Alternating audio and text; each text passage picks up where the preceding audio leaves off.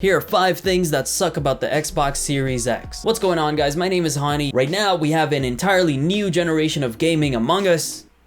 See what I did there? Yeah, I know, it's stupid. Anyway, with the new generation comes 2 gargantuan hot off the press consoles. The Xbox Series X and the PS5. And while we're excited and love that both of these consoles are coming out, it's important to take a step back and really take a critical look at both offerings on the table so we can be just as honest about the negatives as we are about the positives. Obviously, the positives greatly outweigh the negatives, and yes, there are positives. I may talk a lot of trash to the homies, but console wars are just something I don't genuinely encourage. It's just too toxic, but that doesn't mean the negatives don't exist. Because we're in this honeymoon phase, we tend to focus on all the good and forget that there are pros and cons to this new console generation, so I wanted to take a moment and shed some light on things we might actually not be looking forward to. So we're going to be taking a look at the 5 things about the Xbox Series X that suck. But before we get into that, make sure to hit the like button if you enjoyed this video at any point or if you found it helpful. Make sure to hit that subscribe button for more videos, it helps the channel out a lot, and make sure to hit that noti bell and join Noti Squad so you don't miss out on future videos. I've also started streaming on Twitch, and I'll be unboxing and playing the next gen consoles live on launch on stream on Twitch, so if that's something you're interested in, hit the link is in the description, hit that follow button so you don't miss out. Alright,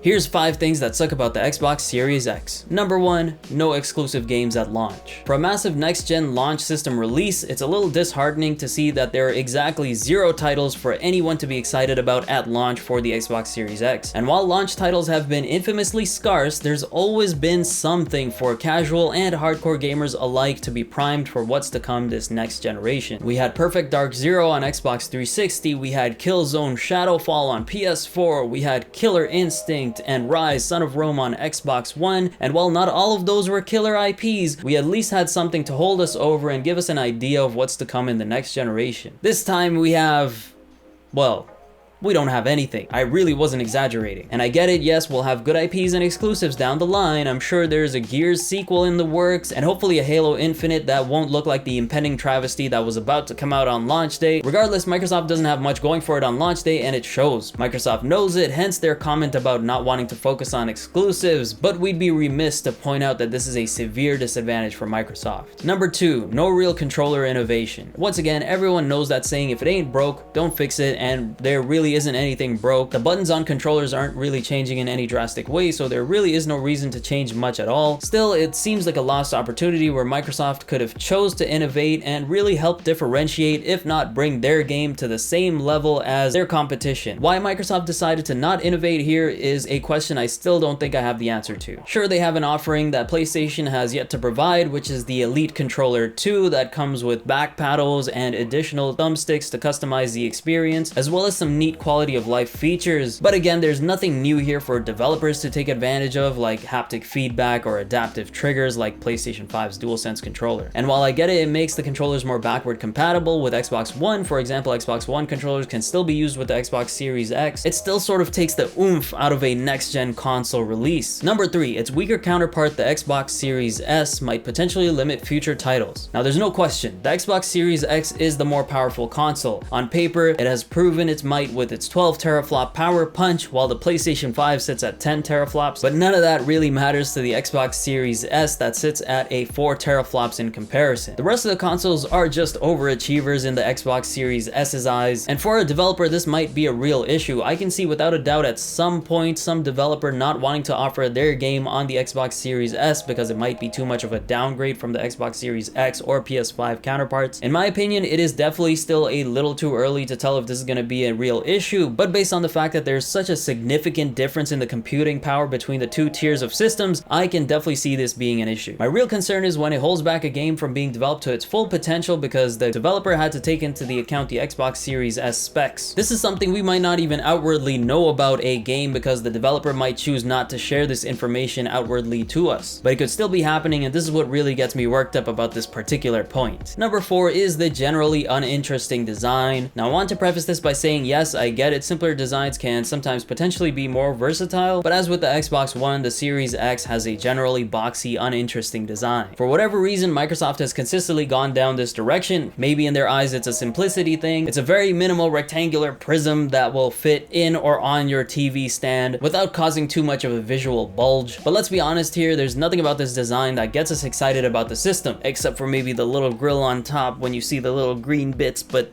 how often is that gonna happen? Sure, it's smaller than the PS5, and the PS5 has been compared to an air purifier or an internet modem, which arguably sounds more boring, but one thing is for sure, the PS5 will grab someone's attention way more than this uninteresting block right here. I personally prefer the Xbox Series S design because of its speaker grill look, even though it's not really a speaker and it's more slender form. Of course, it's able to pull off the slender form because of its weaker specs, but nonetheless, the Xbox Series X is just uninteresting to look at. Number 5, there's no real reason to buy one at launch. I've always been the type of person to buy a console on launch ever since I've been able to afford that. I mean, if I'm being honest, I'd probably still buy the PS5 at launch even if there was no first party exclusive releasing on launch. Of course, I'm the exception to the rule when it comes to that because most people probably won't find the need to. For most people, it really doesn't make sense to shell out $400 to $600 on a console if they don't have access to at least one first party title that can only be played on that system. And without that, there really is no reason to buy one of these systems at launch. Sure, you get faster load times on older games and improved performance through next-gen patch updates on those same legacy titles, but is it really worth the price of a new next-gen console? Probably not, considering storage space is an issue in these new next-gen consoles. SSDs are great for loading times, but not for the pocket. And with your huge backlog of legacy titles, it'll probably overflow the SSD in a matter of minutes. And with that said, as much as I love all the next-gen upgrades both consoles bring to the table, there really is no reason for you to go out and shell out your hard-earned cash for an Xbox Series X right now. There we have it, the 5 things that suck about the Xbox Series X. It's important to note that all of this still doesn't take away from how much of a beast this console really is and how much it's going to push the system and push the next generation of gaming forward. I've already secured my pre-order and plan to pick it up. Has anyone else secured theirs for launch day? Let me know. I'll catch you in the next one.